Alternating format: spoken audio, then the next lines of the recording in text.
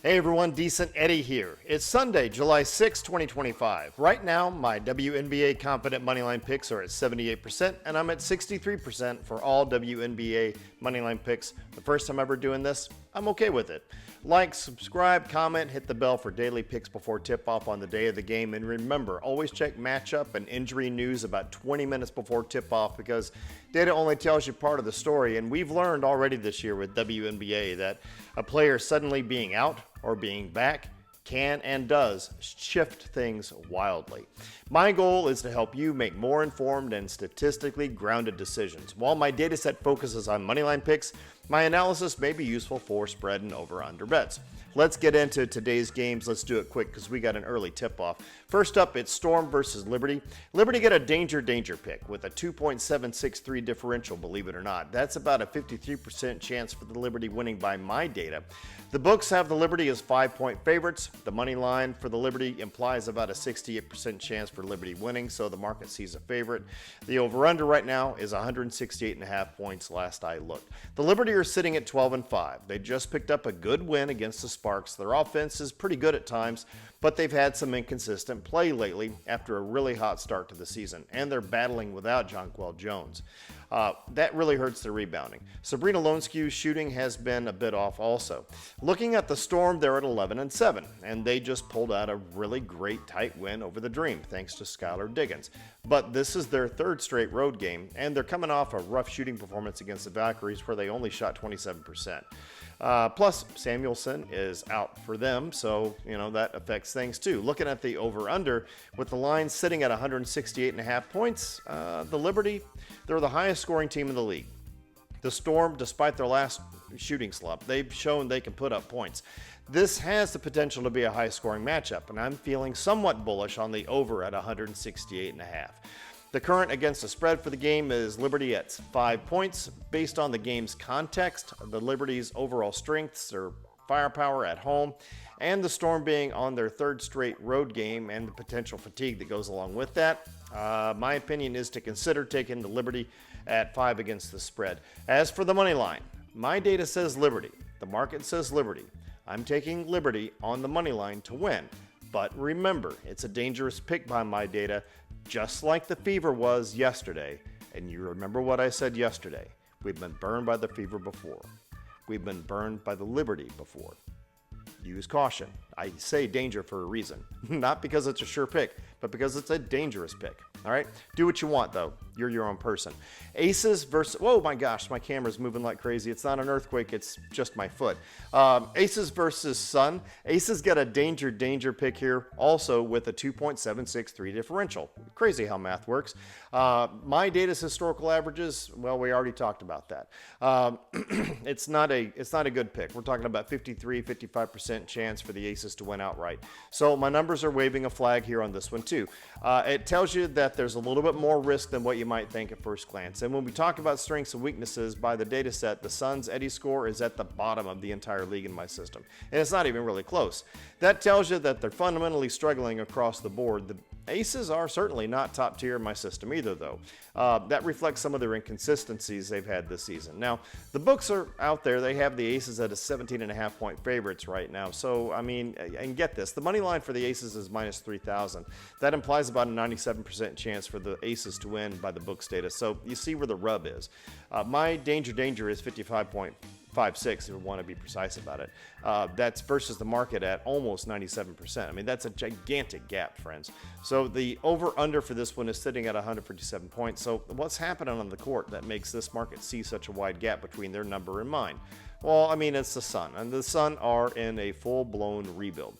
They're sitting at a dismal 2-15. They're on a 9-game losing streak. They 6 of those losses, they've been by more than 16 points. That's crazy, including a crushing 39-point defeat in their last game. So they're at the bottom of the league in almost every single offensive and defensive category. And you can only go so far in my numbers. So that's why the gap. They're shooting without Mabry. That's their second leading scorer. Their offense is anemic. The Aces, I mean, yeah, they're former champs and all, and they've got elite talent on that team, but they've been crazy inconsistent, sitting at 8-9. And they've just suffered an embarrassing blowout loss to the equally inconsistent Fever. However, they have dominated the Sun twice already this season, winning by 25 points and 23 points respectively in their previous matchups. I mean, that history is a factor. So let's get to the picks, friends. Looking at the over-under at 157 points, the Sun are the lowest scoring team in the league by a mile. Their previous games against the Aces were well under the number. Given the Suns' offensive struggles and the Aces' defensive potential, I'm feeling pretty strong on the under at 157 points. As for the against the spread, the Aces, 17.5 points, that's a big number. But the Suns' track record of getting blown out completely, especially by the Aces this season, is undeniable. So despite the Aces' own inconsistencies, their talent usually prevails against teams like this. So, I'm probably taking the Aces at 17.5 points against the spread. If it was any other matchup that didn't include the Sun, I probably wouldn't take the 17.5 points, but it does, so I am. As for the money line, the system flagged it as danger, danger. And let's be real here, the Sun are completely broken. The Aces have stomped them twice. However, that money line is just too much juice, really, for a lot of people. I mean, you're getting fractions of pennies on the dollar. I'm going to take the Aces to win outright because of my data, but I do not necessarily recommend touching that minus 3,000 money line unless you just really, really want to. I mean, sure, you can put $1,000 on the Aces if you want, but given their inconsistency, and they have been inconsistent, even against the Suns, I mean, you never know, right? I mean, it could end up being like a Ravens-Browns situation where you just know the Ravens are going to just stomp the Browns, and what do you know? The Browns win. That has happened to me.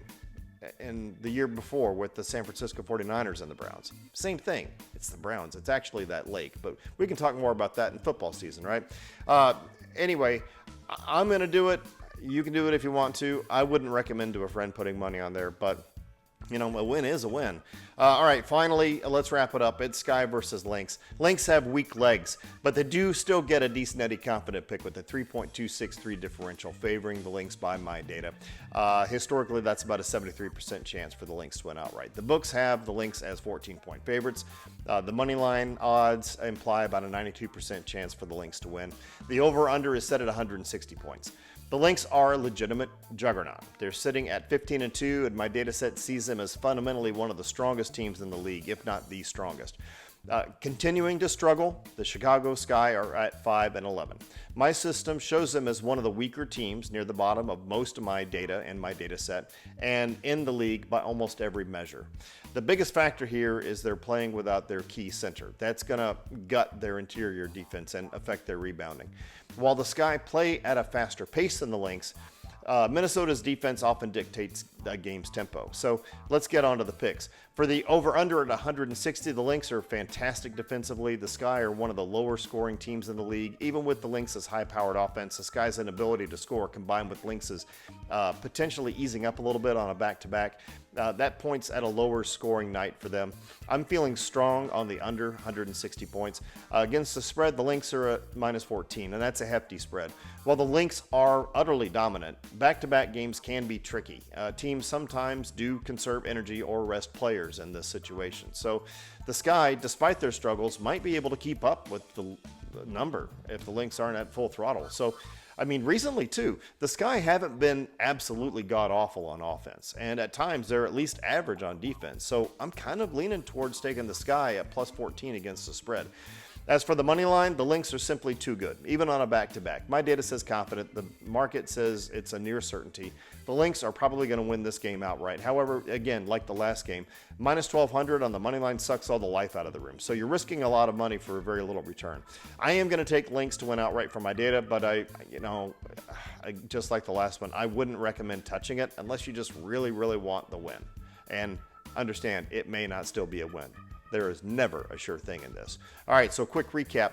Decent Eddie Confident moneyline picks, we have one. That's the Lynx. Decent Eddie suboptimal moneyline picks, we don't got any of those. Danger moneyline picks, we got Aces and Liberty. For parlays, as you know, I like to include confident picks and parlays, and we have one. So if you take the Lynx and put them in a two-leg moneyline parlay with another leg, whether it's a player prop or whatever, between negative 400 to negative 450 odds, your win probability is around 60%. I will always endorse up to a 3-leg parlay with odds ranging between negative 400 and negative 450. If you do that, your odds are going to stay at or above 50%. Regardless of what you choose, I never recommend more than a 3-leg parlay due to the risks of combined probabilities. And remember, don't spend more than 10% of your bankroll in total across all your wagers in a day. Never chase losses, and if you need help with a gambling problem, check out my channel's description. Alright, so thanks for watching. If you found this video helpful, please hit like, subscribe, tap the bell to get my picks before tip-off on the day of the game. Follow me at Decent Eddie Picks on Instagram. You see me on Facebook, X at Decent Eddie Picks, spelled P-I-X. You can see me on TikTok, decent.eddies.picks. I'll post some updated team grades there, last-minute thoughts if I have any, in-game thoughts if I have any, but let's see what happens tonight. This is Decent Eddie signing off. Have an awesome day.